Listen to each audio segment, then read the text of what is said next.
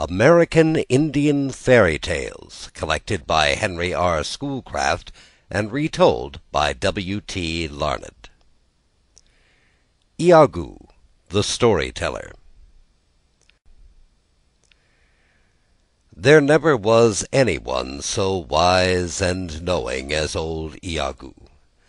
There never was an Indian who saw and heard so much. He knew the secrets of the woods and the fields, and understood the language of birds and beasts.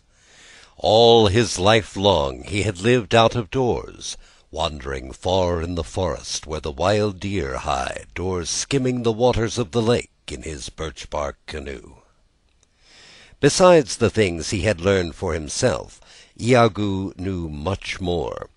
He knew the fairy tales and the wonder stories told him by his grandfather, who had heard them from his grandfather, and so on away back to the time when the world was young and strange, and there was magic in almost everything.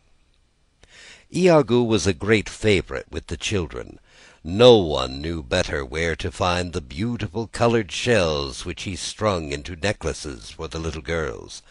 No one could teach them so well just where to look for the grasses which their nimble fingers wove into baskets. For the boys he made bows and arrows, bows from the ash tree that would bend far back without breaking, and arrows strong and straight from the sturdy oak. But most of all, Iagoo won the children's hearts with his stories. Where did the robin get his red breast?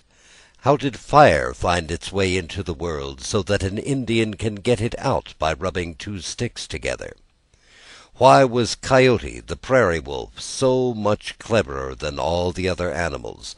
And why was he always looking behind him when he ran? It was old Iagoo who could tell you where and why. Now winter was the time for storytelling. When the snow lay deep on the ground, the north wind came howling from his home in the land of ice, and the cold moon shone from the frosty sky. It was then that the Indians gathered in the wigwam. It was then that Iagoo sat by the fire of blazing logs, and the little boys and girls gathered round him.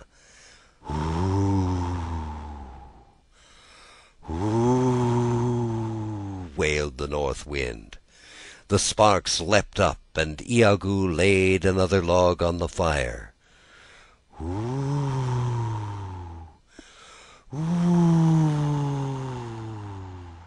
What a mischievous old fellow was this north wind!